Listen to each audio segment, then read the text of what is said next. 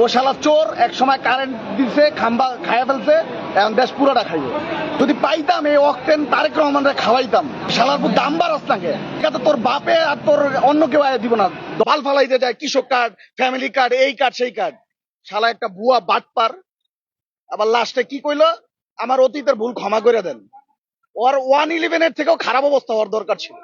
ফসলের লেগে ক্ষমতায় বসাইছে, কৃষক কার্ড এই কার্ডের লেগে। আর শালারপুর যে মানুষের মৌলিক চাহিদা ওটা সমাধান কর। আমরাই তো দিমু।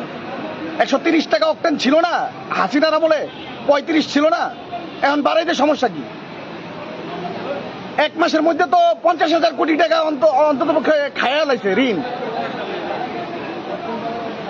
বাদ বাকিটা তো আল্লাহই জানে। আর মায়ের ওই যে হাদি কয়ে গেছে না, সংসদে ঢুকা পিটাইবো, সংসদেও যেমন লাগবো না, এটি মরবো রাস্তাঘাটে পড়ে।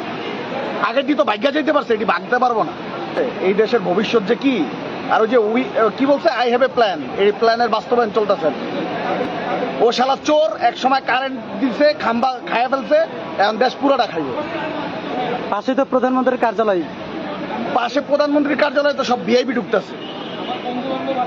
এই পর্যন্ত লাইন আসলে নর্মালি আসলে 6টা পর্যন্ত তেল পাইতাম।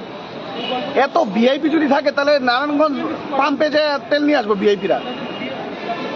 আর লজ্জা শরম সরকারি লোকের ন্যূনতম নাই, বিশেষ করে তারেক রহমানের তো নাই। ওই যে দেখেন না, সংসদে বক্তব্য দিতে যাই ভুলভাল কয়, 8 পাস তো, এর বেশি মেয়েটা খাটে না তো তার। এই শালার পুতকে পরিণতি হইব যে লন্ডন আবার যাইবো আর কি সব।